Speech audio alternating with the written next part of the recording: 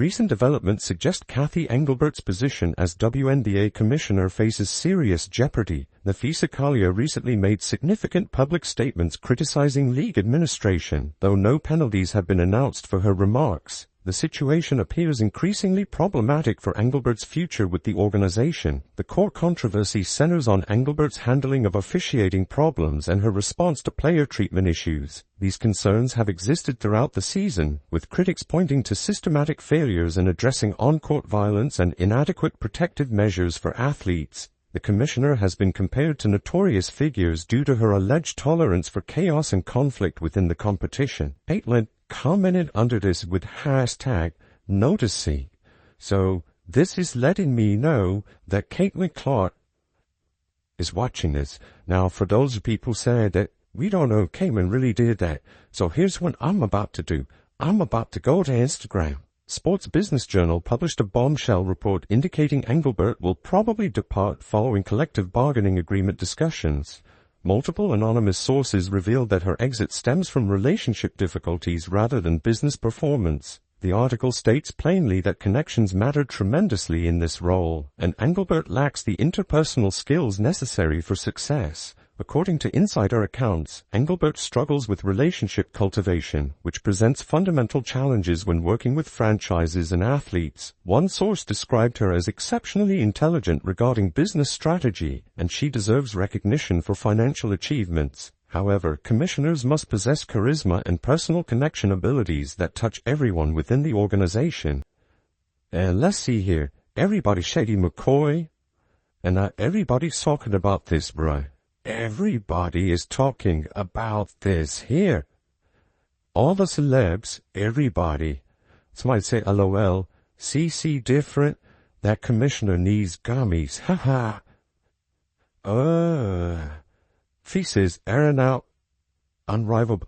Engelbert apparently doesn't demonstrate these qualities. The assessment suggests she operates more like a traditional corporate executive than a sports league leader. Standard business chiefs often remain disconnected from lower-level employees, focusing only on immediate colleagues. Sports commissioners require different approaches, needing genuine familiarity with every player and consistent relationship maintenance. Reports indicate Engelbert completely lacks these relationship-building capabilities. Another source predicted she'll complete the labor discussions, then possibly celebrate achievements before returning to traditional business environments. And now, unrivaled about to be the new standard. I don't know, man. I said something to a colleague of mine earlier about maybe this could be a play for unrivaled, but I don't know definitively.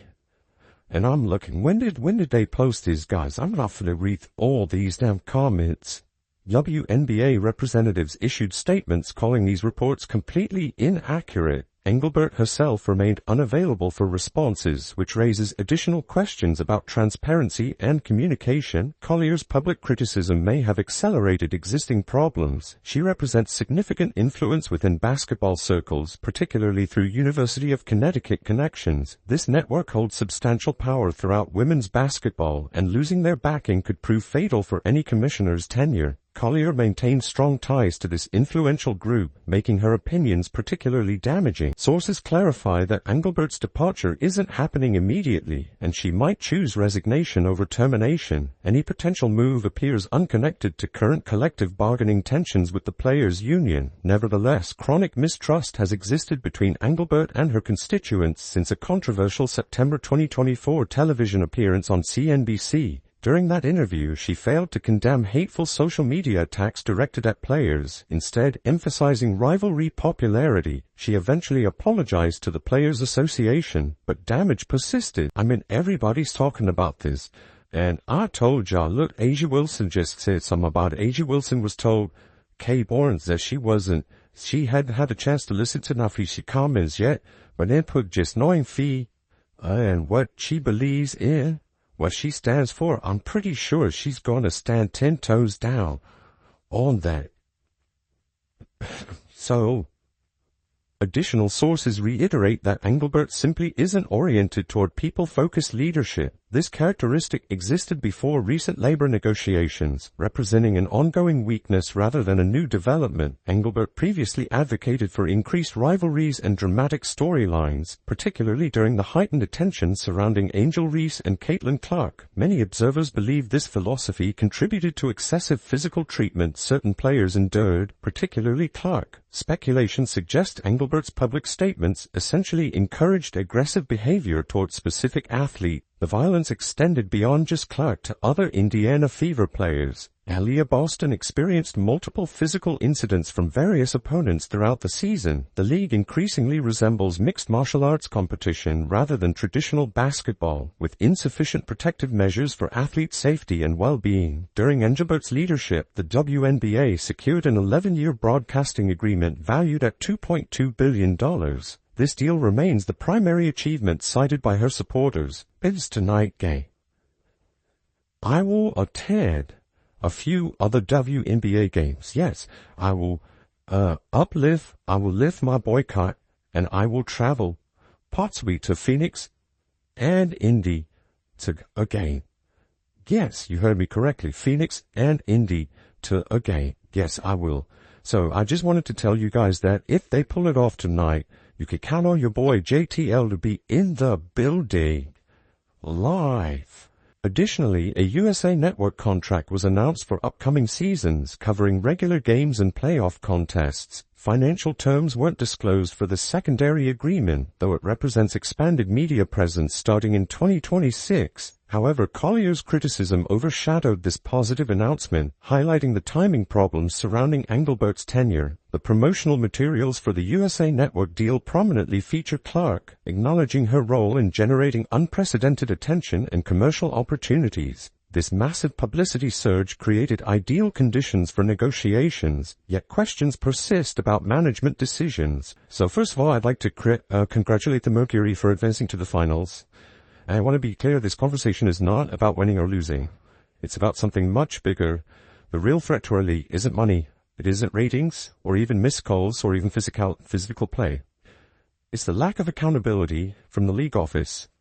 Since I've been in the league, the fundamental problem involves financial accountability. Despite receiving the massive $2.2 billion media package, viewership numbers subsequently declined due to controversial player treatment and injury situations. Leadership failed to address physical aggression adequately, remaining silent when intervention was necessary. This mismanagement now threatens employment security. Recent playoff matchups between Indiana and Las Vegas demonstrated ongoing concerns about competitive integrity and officiating standards.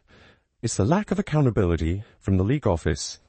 Since I've been in the league, you've heard the constant concerns about officiating, and it has now reached levels of inconsistency that plague our sport and undermine the integrity in which it operates.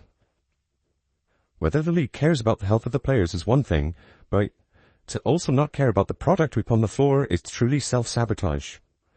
Year after year, the only thing that remains consistent is a lack of accountability from our leaders. These games generated additional controversy that remains unresolved. The situation ultimately revolves around squandered opportunities. The league received historic financial commitments based on extraordinary growth potential, particularly driven by Clark's popularity. Instead of capitalizing on this momentum through proper player protection and fair officiating, management allowed problematic situations to fester. Ratings declined rather than increased, representing catastrophic failure given the investment and expectations. As a buzzword that they've rolled out as talking points for the CBA as to why they can't pay the players what we're worth, that word is sustainability. But what's truly unsustainable is keeping a good product on the floor while allowing officials to lose control of games. The end see it every night. Coaches, both winning and losing, pointed out every night and pre-game and post-game media. Yet leadership just issues fines and looks the other way. They ignore the issues that everyone inside the game is begging to be fixed. That is negligence. Historical context suggests these numbers may rank among the worst viewing figures the league has experienced. The disconnect between massive media investments and actual audience delivery creates an untenable situation for leadership. When financial partners commit billions based on growth projections, then see those projections fail due to preventable management decisions, consequences become inevitable. The combination of relationship deficiencies, player alienation, controversial policy choices, declining viewership, and influential criticism from respected athletes creates an overwhelming case for leadership changes. Whether through forced resignation or direct termination, Engelbert's departure appears increasingly certain as the league confronts these accumulated challenges and seeks direction that better serves athletes, franchises, and commercial partners. That is negligence. At Unrivaled this past February, I sat across from Kathy and asked how she planned to address the officiating issues in our league. Her response was, well, only the losers complain about the refs. I also asked how she planned to fix the fact that players like Caitlin, Angel, and Paige, who are clearly driving massive revenue for the league, are making so little for their first 4 years. Her response was, Caitlin should be grateful she makes $16 million off the court, because without the platform that the WNBA gives her, she wouldn't make anything. Minnesota Lynx star Afisa Collier delivered explosive revelations during her exit interview, exposing alleged comments from WNBA Commissioner Collier Engelbert regarding Caitlin Clark and broader organizational issues. The comprehensive statement touched on collective bargaining negotiations, officiating standards, and what Collier characterized as problematic leadership attitudes that could significantly impact the organization's reputation and future operations. Before addressing media questions, Collier presented a prepared declaration clarifying that her concerns extended beyond competitive outcomes. She opened by congratulating the Phoenix Mercury on their finals advancement while emphasizing that her message addressed matters of greater significance than individual game results. According to Collier, the most substantial danger threatening professional women's basketball isn't financial constraints, television ratings, questionable referee decisions, or aggressive gameplay. And in that same conversation, she told me, players should be on their knees thanking their lucky stars for the media rights deal that I got them. That's mentality driving our league from the top. I have the privilege of watching my husband run a league where he has to balance 100 different things at once. I won't pretend the job is easy. But even with all that on his plate, he always takes the time to reach out to players when he sees an injury, whether it's unrivaled or even during the WNBA season. That is what leadership looks like. It's the human element. It's basic integrity, and it's the bare minimum. She identified the core problem as inadequate accountability from administrative headquarters. Throughout her career in the organization, players have continuously expressed worries about officiating quality, which has deteriorated to inconsistency levels that harm the competition's credibility and operational integrity. Collier questioned whether organizational leadership genuinely prioritizes athlete well-being, suggesting that apparent indifference toward competitive quality represents damaging self-destructive behavior. Despite annual changes in various aspects, the one constant element remains the persistent absence of responsibility from those in command positions. After apologizing for being winded from walking in her medical boot, Collier addressed how the organization employs sustainability as their standard explanation for inadequate player compensation during collective bargaining discussions. Human element. It's basic integrity and is the bare minimum any leader should embody. This year alone, I've gotten calls, texts, and well wishes from so many players across the league. Those moments remind me that sometimes there are things bigger than the results than this game we play. But do you know who I haven't heard from? Kathy. Not one call, not one text, and said the only outreach has come from her number 2 telling my agent that she doesn't believe physical play is contributing to injuries.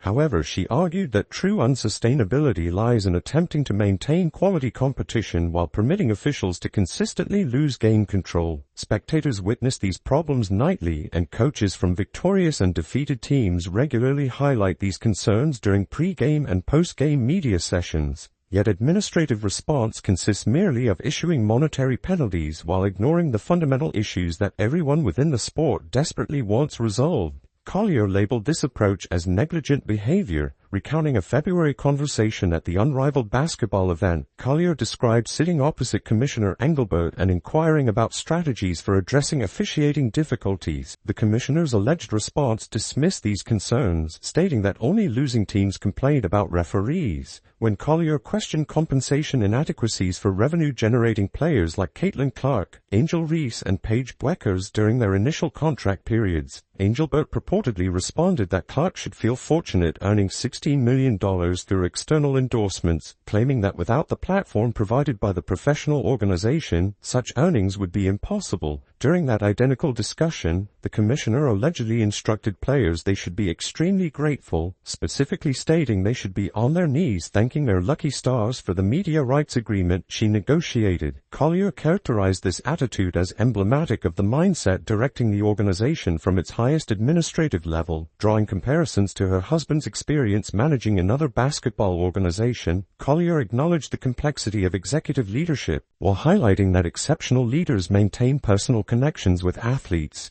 Our leadership's answer to being held accountable is to suppress everyone's voices by handing out fines. I'm not concerned about a fine. I'm concerned about the future of our sport. At some point, everyone deserves to hear the truth from someone who I hope has earned the benefit of the doubt to fight for what is right and fair for our athletes and our fans. We have the best players in the world. We have the best fans in the world. But right now, we have the worst leadership in the world. If I didn't know exactly what the job entailed, maybe I wouldn't feel this way. But unfortunately for them, I do. Her husband consistently contacts players following injuries, whether occurring during unrivaled competitions or regular season games. This approach, according to Collier, exemplifies authentic leadership, fundamental human decency, and the minimum standard any administrator should demonstrate. Throughout the current season, she received numerous calls, messages, and supportive communications from fellow athletes across the organization, moments that reminded her certain matters transcend competitive results. Notably absent from this support, however, was any communication from Commissioner Engelbert. The sole contact came from a deputy administrator who informed Collier's representative that physical gameplay doesn't contribute to injuries.